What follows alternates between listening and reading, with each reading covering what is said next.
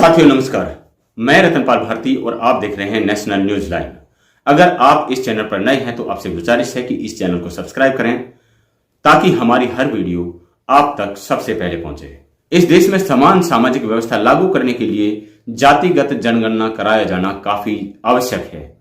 देश का हर आम व खास व्यक्ति देश की जातिगत जनगणना कराए जाने के पक्ष में है और जैसे ही बिहार सरकार के द्वारा जातिगत सर्वे करवाया गया, उसके आंकड़े जारी किए गए, देश भर में बिहार सरकार की वाहवाही हुई। इसके साथ साथ देश के तमाम हिस्सों में लोग जातिगत जनगणना कराए जाने की मांग उठाने लगे।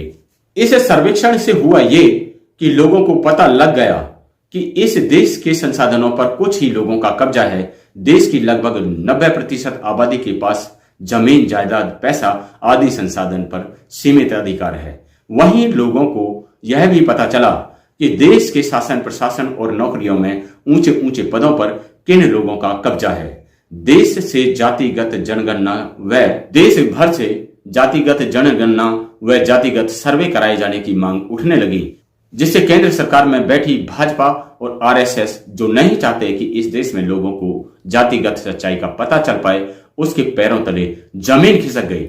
इस देश का मीडिया जो जाति देखकर लोगों को नौकरी देता है, वह देश की जनता को बरगलाने के लिए वह सत्ताधारी दल के साथ तालमेल बिठाकर गरीबी का राग अलापने लगा।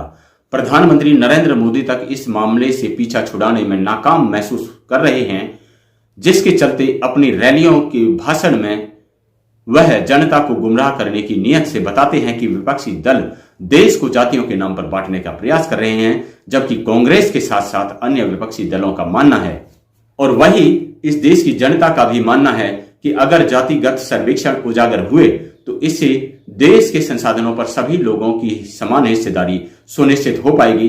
जबकि बीजेपी के द्वारा गरीबों के नाम पर दिए गए आरक्षण ईडब्ल्यूएस पर मात्र ब्राह्मण लोगों का कब्जा हो गया।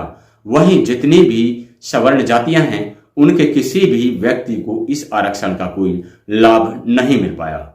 उत्तर प्रदेश के शिक्षा मंत्री के भाई को किस तरह ईडब्ल्यूएस के द्वारा आनन फानन में नौकरी दी गई, वहीं उसकी इनकम सर्टिफिकेट में जो सालाना आय का ब्यौरा दिया गया वह काफी संदेहजनक था। लेकिन प्रधानमंत्री नरेंद्र मोदी और उनकी पार्टी ने इस मामले में कभी एक शब्द तक नहीं बोला। लेकिन अब वही स्थिति को संभालने के लिए गरीबी का राग अलापा जा रहा है प्रधानमंत्री नरेंद्र मोदी के द्वारा। जातिगत सर्वेक्षण को लेकर जो चर्चा जोरों पर थी, सभी लोग एक मत होकर इस पक्ष में खड़े हुए दिखाई दिए। सोशल मीडिया पर लोगों की तरफ से इस विषय में काफी प्रतिक्रियाएं दी जा रही थी। तमाम जनमानस अपनी इस मांग को लेकर सरकार को घेरने में लगा हुआ था। लेकिन इसी समय उत्तर प्रदेश में एक मामले की एंट्री होती है, जिसे देवरिया हत्याकांड का नाम दिया गया है। कहा जाता है कि प्रेम यादव को फोन करके बुलाया गया था और कुछ कहा सुनी होने के उपरांत एक ब्राह्मण परिवार उसकी हत्या कर देता है। इसके बदले स्वरूप कुछ लोग समूह में आते हैं और इस ब्राह्मण परिवार की हत्या कर देते हैं और यहीं से जनता के हक अधिकार की जो जातिगत जनगणना को लेकर लड़ाई चल रही थी, वह लगभग रुक सी जाती है। सरकार और मीडिया में बैठे लोगों को जनता के इस अधिकार की लड़ाई का जब कोई तोड़ नजर नहीं आ रहा था, लेकिन जैसे ही यह कांड हुआ, मीडिया और सरकार के हाथ बटेर लग गई। इस कांड को एक नया मोड़ दे दिया जाता है। भाजपा के मुख्यमंत्री योगी आदित्यनाथ की इस मामले में एंट्री होती है और मीडिया इस मामले को काफी ज्यादा प्रचारित करता है ताकि लोगों का ध्यान उनके असल मुद्दे से भटकाया जा सके। जैसा कि उत्तर प्रदेश में आमतौर से होता है, सरकार, मीडिया और उसके लोग ब्राह्मण परिवार के साथ खड़े दिखाई दिए। वहीं जिस व्यक्ति की सबसे पहले हत्या की गई, प्रेम यादव की, उसके साथ जैसा कि बताया जा रहा है कि उसके परिवार को बिल्कुल अलग थलग छोड़ दिया गया है। ब्राह्मण परिवार की तरफ से दर्ज एफआईआर में इस हत्याकांड को अंजाम देने वाले 18 लोग नामजद और लगभग 50 अज्ञात लोगों के खिलाफ एफआईआर दी गई थी। लेकिन सरकार और प्रशासन कार्रवाई के नाम पर प्रेम यादव, जिसका सबसे पहले कत्ल उस ब्राह्मण परिवार ने किया था, उसके घर को गिराने के लिए प्रशासन ने नोटिस चिपका दिया है और अर्थदंड के तौर पर लगभग 32 लाख रुपए का जुर्माना किया गया है। यह दर्शाता है कि आज शासन प्रशासन के साथ सरकारों का चरित्र दोहरा हो गया है। जो लोग हिंदुओं के एकजुट होने की बात करते हैं, वहीं जाति देख करके लोगों के साथ संवेदनाएं जता रहे हैं। लोगों के साथ उनकी संवेदनाएं नहीं रह गई हैं। हालांकि इसमें मृतकों के प्रति लोगों की संवेदनाएं जाहिर होना स्वाभाविक सी बात है और अब होनी भी चाहिए, लेकिन इस मामले को इतना तूल दिया गया कि लोगों का जातिगत जनगणना को लेकर जो मन बना हुआ था, उसके बीच इस खबर को प्रसारित करके उन्हें डाइवर्ट करने का प्रयास किया गया है। दूसरी तरफ भाजपा रैलियों में जनता को गुमराह करने पर लगी हुई है। हरियाणा के मुख्यमंत्री मनोहर लाल खट्टर का बयान आता है कि हर कोई लोकसभा और विधानसभा चुनावों को एक साथ कराने के लिए विचार से सहमत है। यह अच्छा प्रस्ताव है, अंततः फैसला दिल्ली में होगा।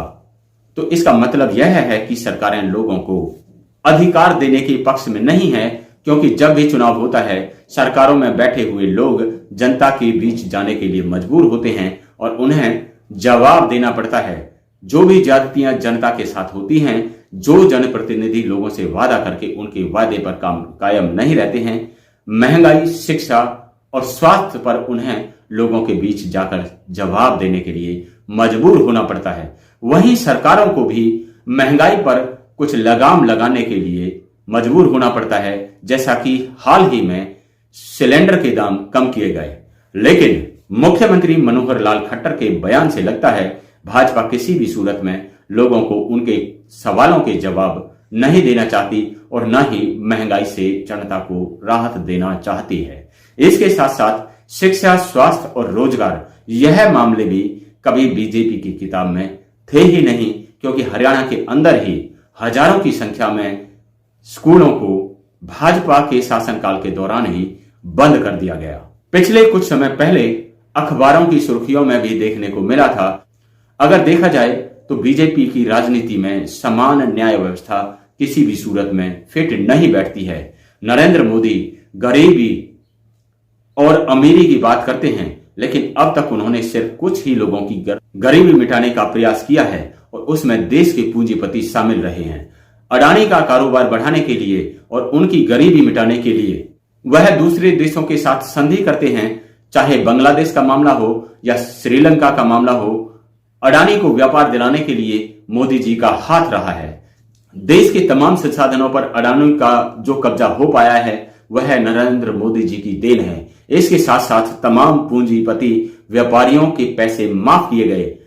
अभी कुछ ही दिन पहले जी मीडिया के संस्थापक सुभाष चंद्रा के भी लगभग 7,000 करोड़ रुपया माफ किया गया। तो मोदी जी की नजरों में सिर्फ पूंजीपति ही गरीब व्यक्ति हैं, और अगर वह असलियत में गरीबों से मोहब्बत करते हैं तो इस देश के तमाम लोगों पर महंगाई की जो मार पड़ रही है, क्या गरीब लोग उससे अछूते हैं? ये सवाल है मोदी जी के सामने।